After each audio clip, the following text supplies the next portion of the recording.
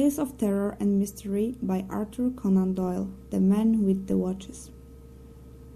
There are many who will still bear in mind the singular circumstances which, under the heading of the Rugby Mystery, filled many columns of the daily press in the spring of the year 1892. Coming as it did at a period of exceptional dullness, it attracted perhaps rather more attention than it deserved, but it offered to the public that mixture of the whimsical and the tragic which is most stimulating to the popular imagination. Interest drooped, however, when after weeks of fruitless investigation it was found that no final explanation of the facts was forthcoming, and the tragedy seemed from that time to the present to have finally taken its place in the dark catalogue of inexplicable and unexpiated crimes. A recent communication, the authenticity of which appears to be above question, has however thrown some new and clear light upon the matter. Before laying it before the public, it would be as well, perhaps, that I should refresh their memories as to the singular facts upon which this commentary is founded. These facts were briefly as follows.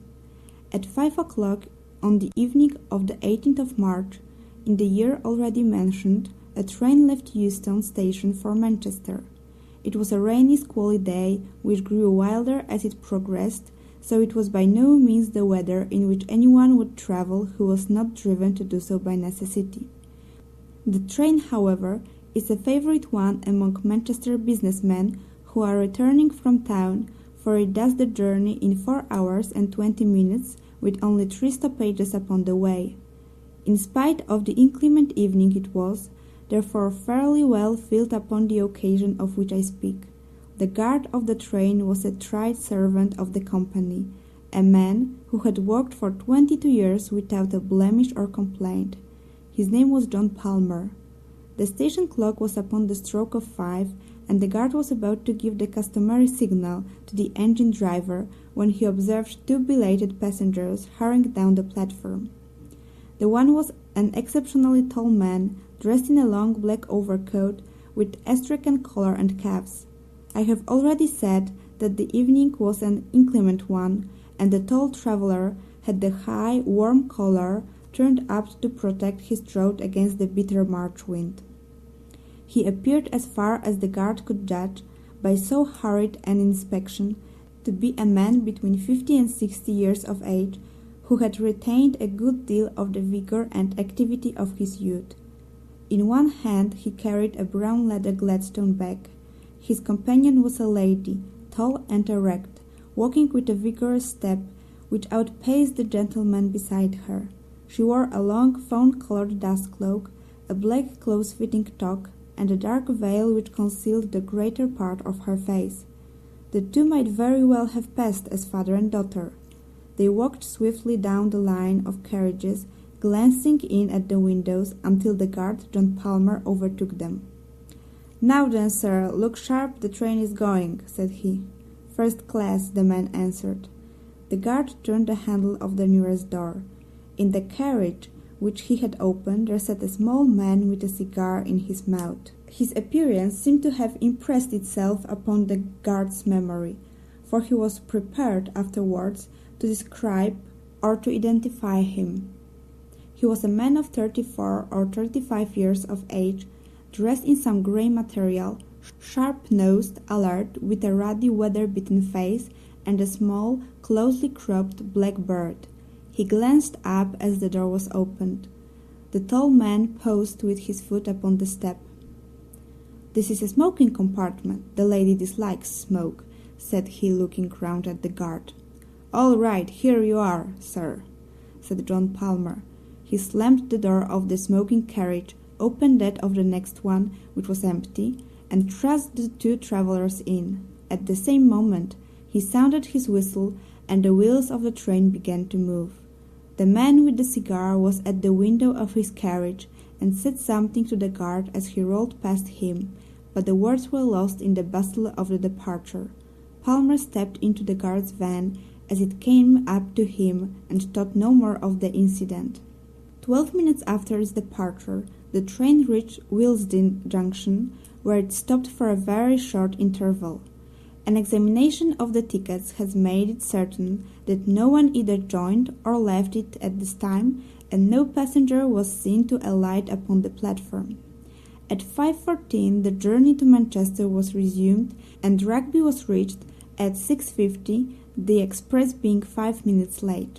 At Rugby the attention of the station officials was drawn to the fact that the door of one of the first-class carriages was open. An examination of that compartment and of its neighbour disclosed a remarkable state of affairs. The smoking carriage, in which the short, red-faced man with the black beard had been seen, was now empty.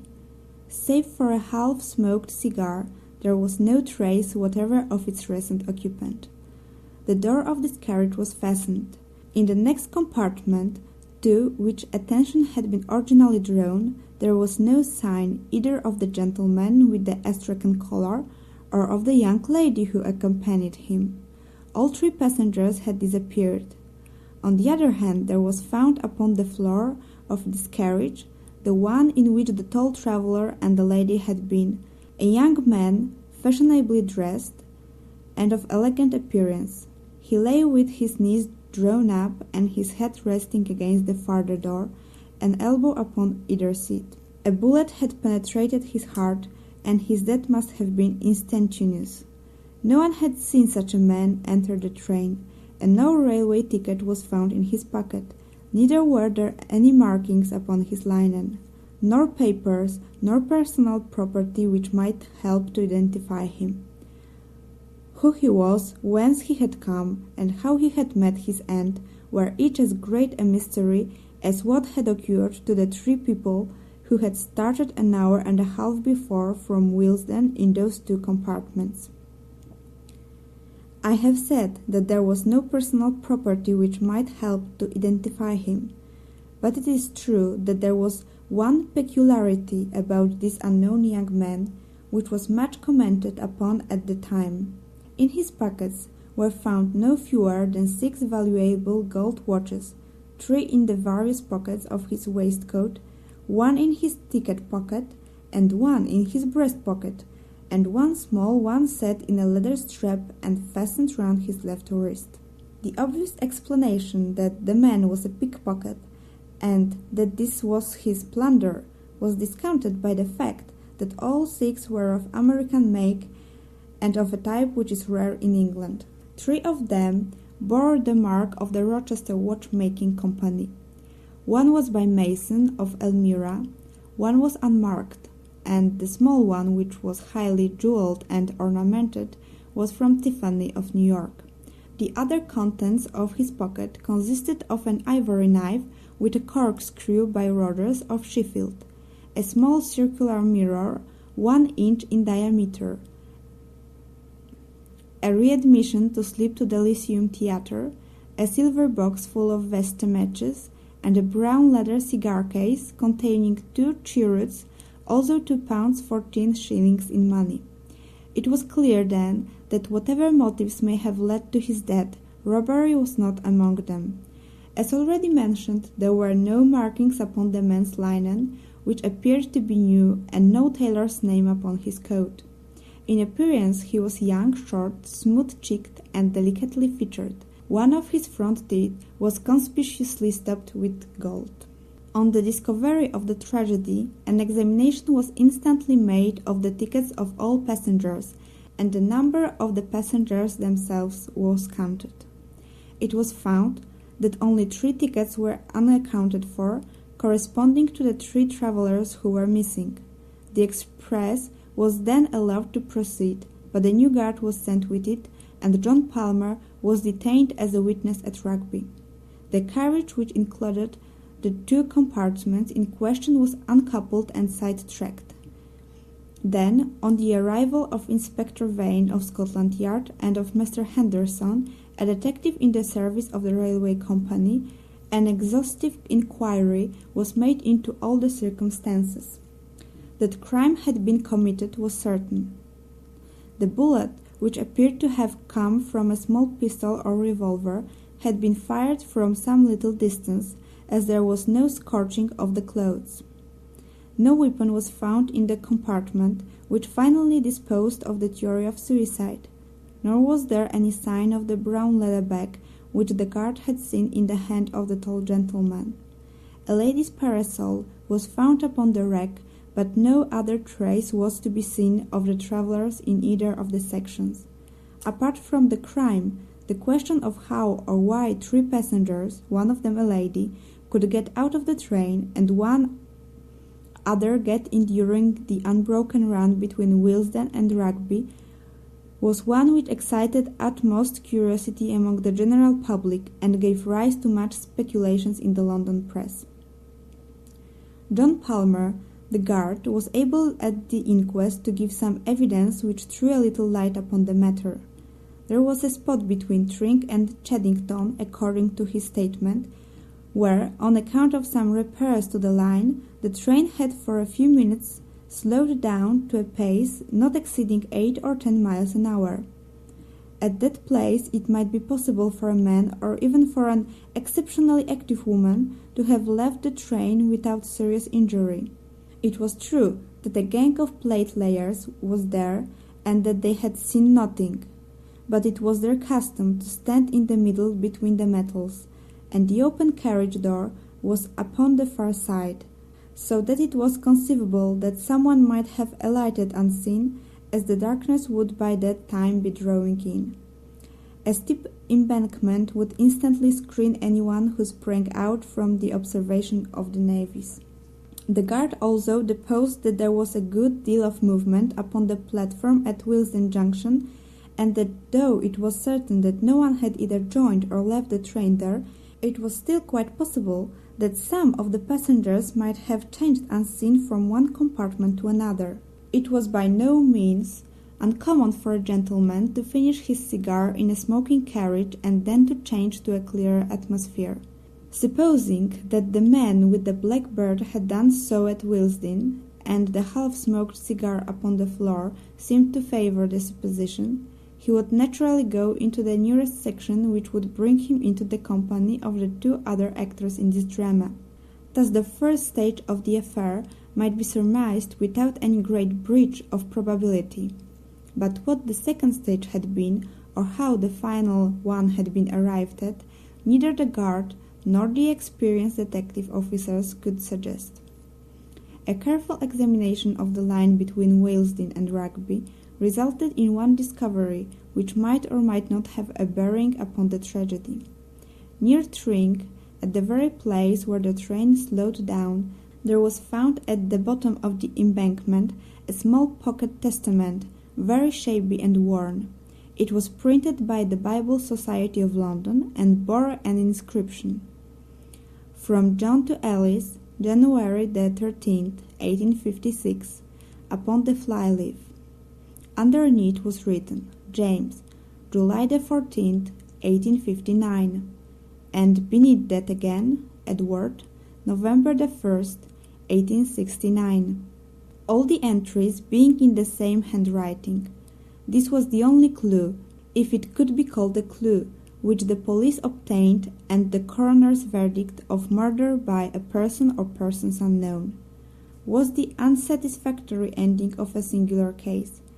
Advertisements, rewards, and inquiries proved equally fruitless, and nothing could be found which was solid enough to form the basis for a profitable investigation. It would be a mistake, however, to suppose that no theories were formed to account for the facts. On the contrary, the press, both in England and in America, teemed with suggestions and suppositions, most of which were obviously absurd. The fact that the watches were of American make, and some peculiarities in connection with the gold stopping of his front tooth, appeared to indicate that the deceased was a citizen of the United States, though his linen, clothes and boots were undoubtedly of British manufacture. It was surmised by some that he was concealed under the seat, and that being discovered he was for some reason, possibly because he had overheard their guilty secrets, put to death by his fellow passengers. When coupled with generalities as to the ferocity and cunning of anarchical and other secret societies, this theory sounded as plausible as any. The fact that he should be without a ticket would be consistent with the idea of concealment, and it was well known that women played a prominent part in the nihilistic propaganda. On the other hand, it was clear from the guard's statement that the man must have been hidden there before the others arrived, and how unlikely the coincidence that conspirators should stray exactly into the very compartment in which a spy was already concealed. Besides, this explanation ignored the man in the smoking carriage and gave no reason at all for his simultaneous disappearance. The police had little difficulty in showing that such a theory would not cover the facts, but they were unprepared in the absence of evidence to advance any alternative explanation.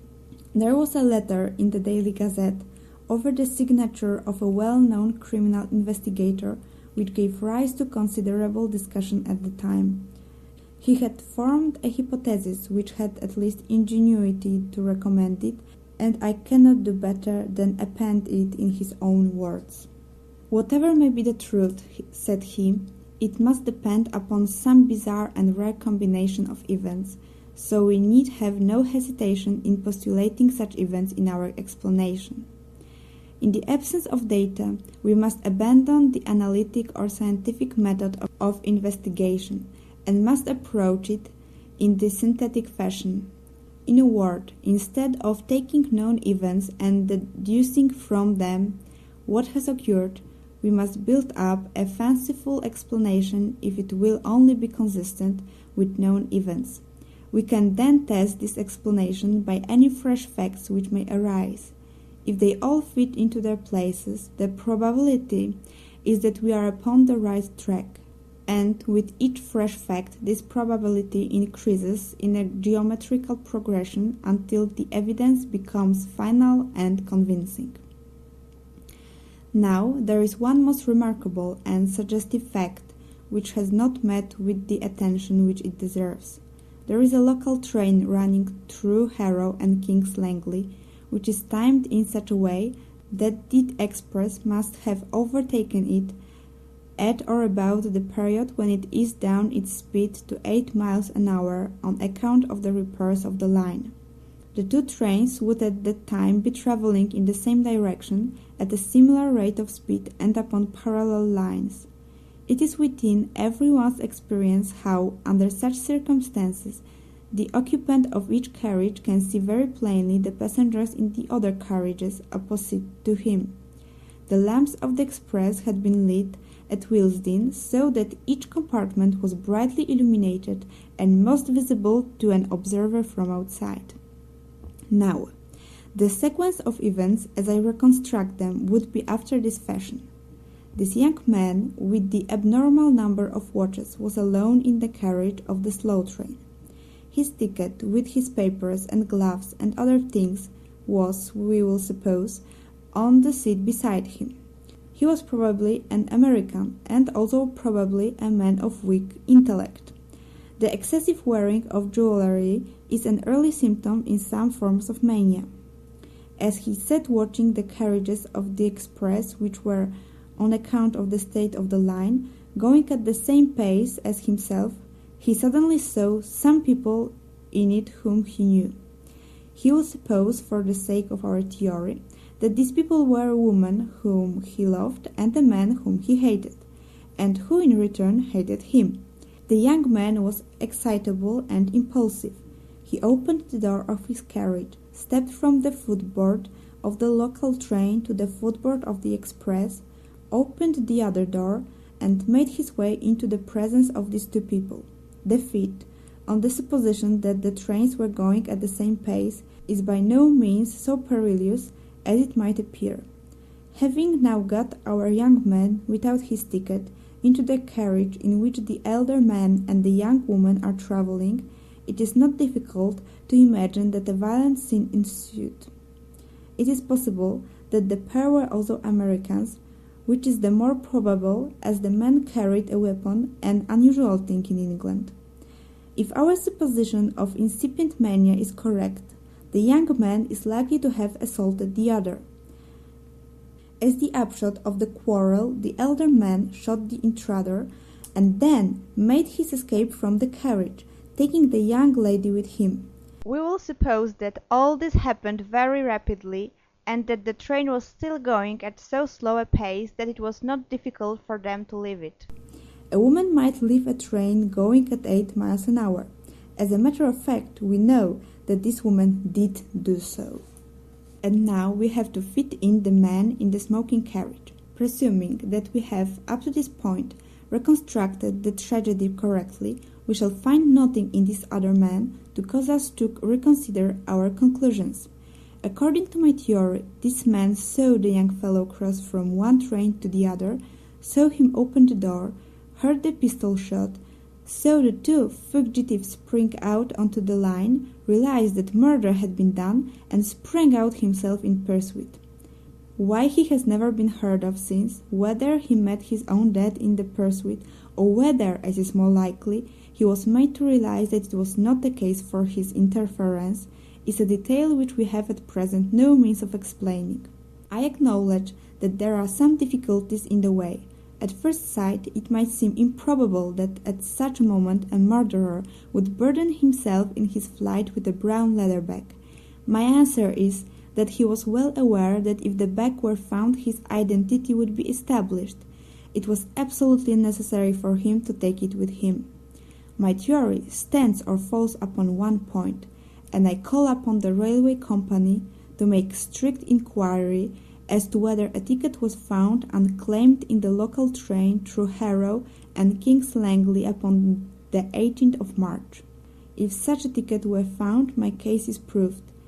If not, my theory may still be the correct one, for it is conceivable either that he travelled without a ticket or that his ticket was lost. To this elaborate and plausible hypothesis, the answer of the police and of the company was first, that no such ticket was found, secondly, that the slow train would never run parallel to the express, and thirdly, that the local train had been stationary in King's Langley station when the express, going at 50 miles an hour, had flashed past it. So perished the only satisfying explanation, and 5 years have elapsed without supplying a new one. Now at last there comes a statement which covers all the facts and which must be regarded as authentic. It took the shape of a letter dated from New York and addressed to the same criminal investigator whose theory I have quoted. It is given here in extenso with the exception of the two opening paragraphs which are personal in their nature. You'll excuse me if I am not very free with names. There's less reason now than there was 5 years ago when Mother was still living. But for all that, I had rather cover up our tracks all I can. But I owe you an explanation, for if your idea of it was wrong, it was a mighty ingenious one all the same. I'll have to go back a little so as you may understand all about it. My people came from Bucks, England, and immigrated to the States in the early 50s. They settled in Rochester, in the state of New York, where my father ran a large dry goods store. There were only 2 sons, myself, James, and my brother Edward. I was 10 years older than my brother, and after my father died, I sort of took the place of a father to him, as an elder brother would. He was a bright, spirited boy, and just one of the most beautiful creatures that ever lived. But there was always a soft spot in him, and it was like mold in cheese, for it spread, and nothing that you could do would stop it. Mother saw it just as clearly as I did, but she went on spoiling him all the same, for he had such a way with him that you could refuse him nothing. I did all I could to hold him in, and he hated me for my pains. At last he fairly got his head, and nothing that we could do would stop him. He got off into New York and went rapidly from bad to worse. At first he was only fast, and then he was criminal. And then, at the end of a year or two, he was one of the most notorious young crooks in the city. He had formed a friendship with Sparrow McCoy, who was at the head of his profession as a banco steerer, green goodsman, and general rascal. They took to card sharping and frequented some of the best hotels in New York.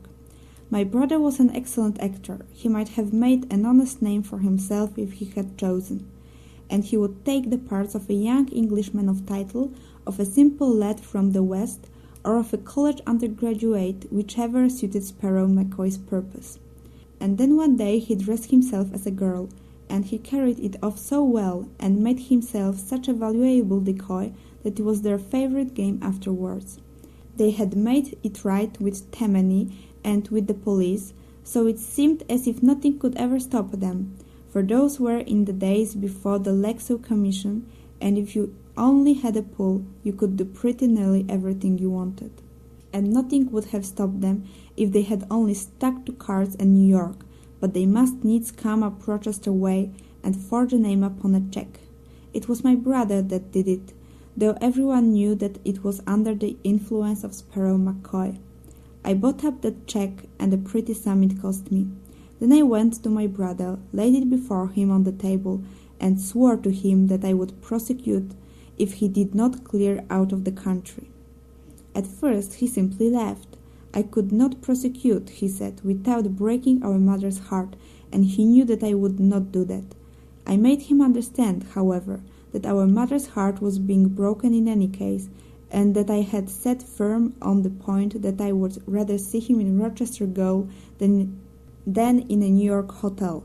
So at last he gave in, and he made me a solemn promise that he would see Sparrow McCoy no more, that he would go to Europe, and that he would turn his hand to any honest trade that I helped him to get. I took him down right away to an old family friend, Joe Wilson, who is an exporter of American watches and clocks, and I got him to give Edward an agency in London with a small salary and a 15% commission on all business. His manner and appearance were so good that he won the old man over at once, and within a week he was sent off to London with a case full of samples. It seemed to me that his business of the check had really given my brother a fright, and that there was some chance of his settling down into an honest line of life. My mother had spoken with him, and what she said had touched him, for she had always been the best of mothers to him, and he had been the greatest sorrow of her life. But I knew that this man Sparrow McCoy had a great influence over Edward, and my chance of keeping the land straight lay in breaking the connection between them. I had a friend in the New York detective force, and through him I kept a watch upon McCoy. When within a fortnight of my brother's sailing, I heard that McCoy had taken a berth in the Etruria, I was as certain as if he had told me that he was going over to England for the purpose of coaxing Edward back again into the ways that he had left. In an instant I had resolved to go also, and to pit my influence against McCoy's.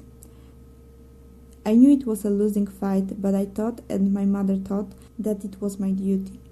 We passed the last night together in prayer for my success, and she gave me her own testament that my father had given her on the day of their marriage in the old country, so that I might always wear it next my heart. I was a fellow traveller on the steamship with Sparrow McCoy, and at last I had the satisfaction of spoiling his little game for the voyage. The very first night I went into the smoking room and found him at the head of a card table with a half a dozen young fellows who were carrying their full purses and their empty skulls over to Europe. He was settling down for his harvest, and a rich one it would have been. But I soon changed all that. "Gentlemen," said I, "are you aware whom you are playing with?" "What's that to you? You mind your own business," said he with an oath. "Who is it anyway?" asked one of the dudes. "He's Sparrow McCoy, the most notorious card sharper in the States." Up he jumped with a bottle in his hand, but he remembered that he was under the flag of the effete old country where law and order run, and Tammany has no pull. Gaol and the gallows wait for the violence and murder, and there is no slipping out by the back door on board an ocean liner. "Prove your words, you," said he. "I will," said I. "If you will turn up your right shirt sleeve to the shoulder, I will either prove my words or I will eat them." He turned white and said not a word. You see, I knew something of his ways, and I was aware of that part of the mechanism which he and all such sharpers use consists of an elastic down the arm with a clip just above the wrist. It is by means of this clip that they withdraw from their hands the cards which they do not want, while they substitute other cards from another hiding place. I reckoned on it being there, and it was. He cursed me, slunk out of the saloon, and was hardly seen again during the voyage. For once, at any rate, I got level with Mr. Sparrow McCoy. But he soon had his revenge upon me, for when it came to influencing my brother, he outweighted me every time. Edward had kept himself straight in London for the first few weeks, and had done some business with his American watches, until this villain came across his path once more. I did my best, but the best was little enough. The next thing I heard, there had been a scandal at one of the Northumberland Avenue hotels. A traveller had been fleeced of a large sum by two Confederate card sharpers, and the matter was in the hands of Scotland Yard. The first I learned of it was in the evening paper, and I was at once certain that my brother and McCoy were back at their old games. I hurried at once to Edward's lodgings. They told me that he and a tall gentleman, whom I recognized as McCoy, had gone off together, and that he had left the lodgings and taken his things with him. The landlady had heard them give several directions to the cabman, ending with Euston Station, and she had accidentally overheard the tall gentleman saying something about Manchester. She believed that that was their destination. A glance at the timetable showed me that the most likely train was at 5, though there was another at 4:35, which they might have caught. I had only time to get the later one, but found no sign of them either at the depot or in the train. They must have gone on by the earlier one, so I determined to follow them to Manchester and search for them in the hotels there. One last appeal to my brother, by all that he owed to my mother, might even now be the salvation of him. My nerves were overstrung, and I lit a cigar to steady them. At that moment, just as the train was moving off, the door of my compartment was flung open, and there were McCoy and my brother on the platform. They were both disguised, and with good reason, for they knew that the London police were after them. McCoy had a great astrakhan collar drawn up so that only his eyes and nose were showing.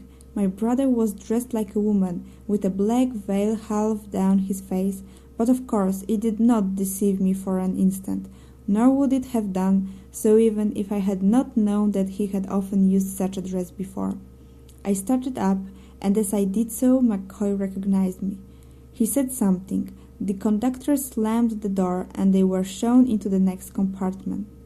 I tried to stop the train so as to follow them, but the wheels were already moving at it, and it was too late. When we stopped at Willesden, I instantly changed my carriage. It appears that I was not seen to do so, which is not surprising, as the station was crowded with people.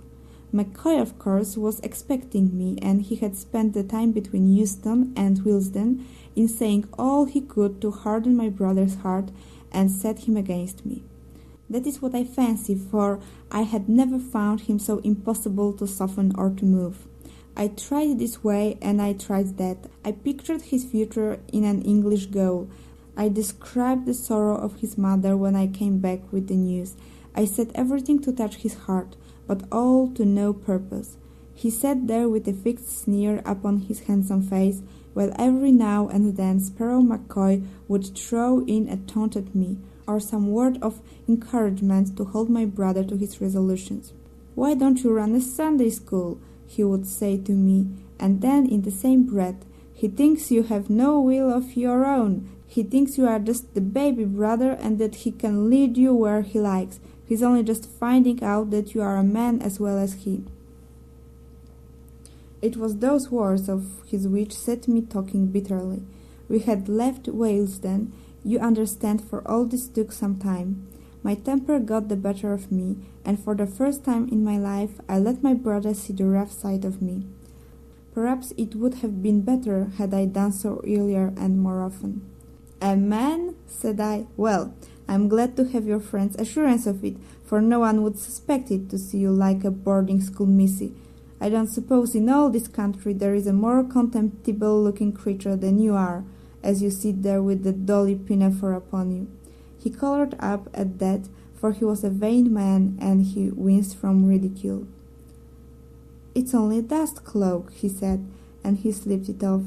"One has to throw the coppers off one's scent, and I had no other way to do it." He took his stock off with the veil attached, and he put both in and the cloak into his brown bag. "Anyway, I don't need to wear it until the conductor comes round," said he.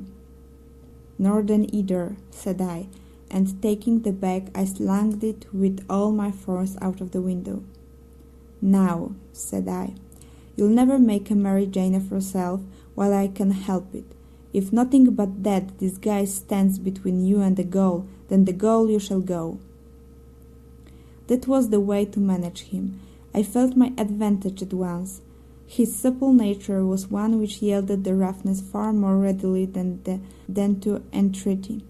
He flushed with shame, and his eyes filled with tears, but McCoy saw my advantage also, and was determined that I should not pursue it. "He's my part, and you shall not bully him," he cried. "He's my brother, and you shall not ruin him," said I. "I believe a spell of prison is the very best way of keeping you apart, and you shall have it, or it will be no fault of mine." "Oh, you would squeal, would you?" he cried. In an instant he whipped out his revolver. I sprang for his hand, but saw that I was too late, and jumped aside.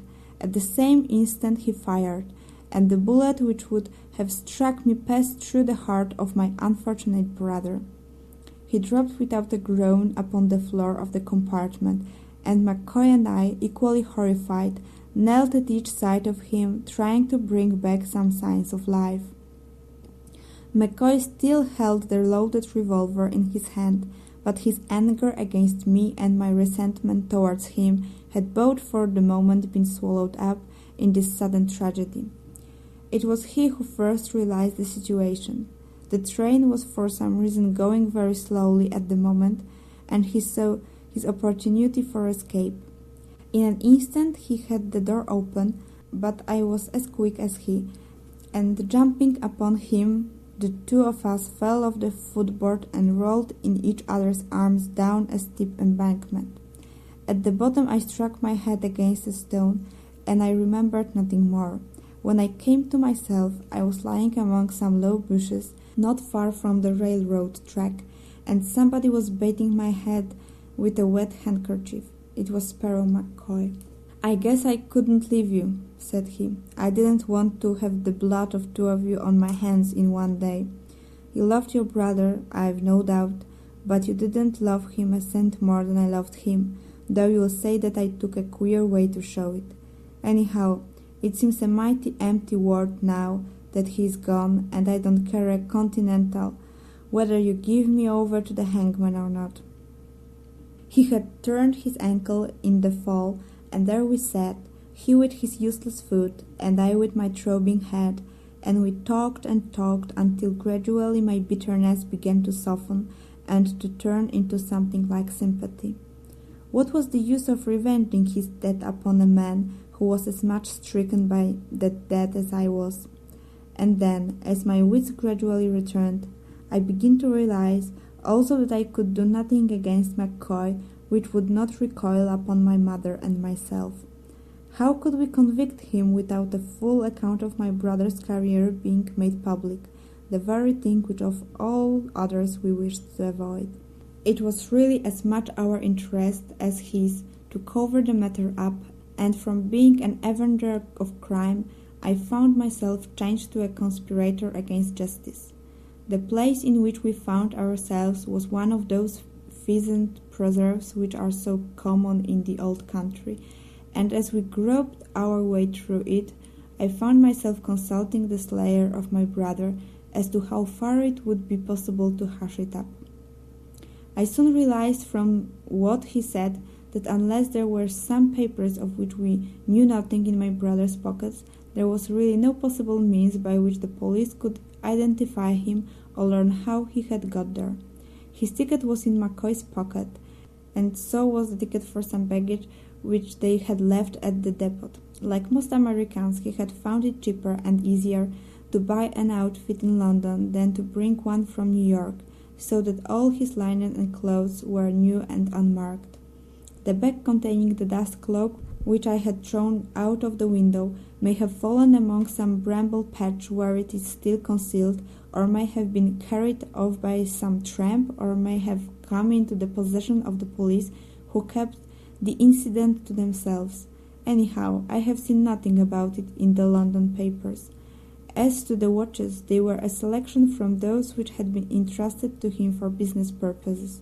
It may have been for the same business purposes that he was taking them to Manchester, but well, it's too late to enter into that. I don't blame the police for being at fault. I don't see how it could have been otherwise.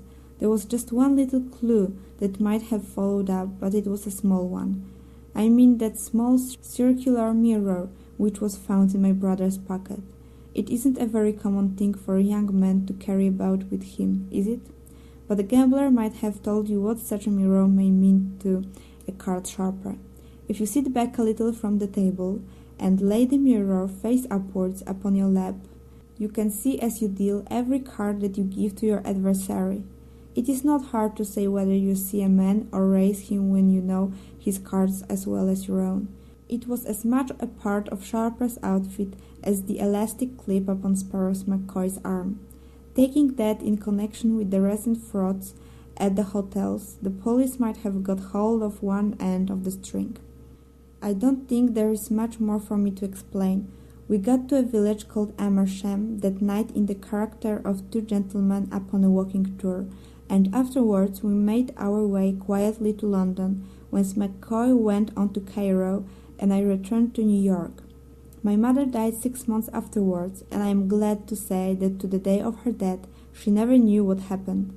She was always under the delusion that Edward was earning an honest living in London, and I never had the heart to tell her the truth.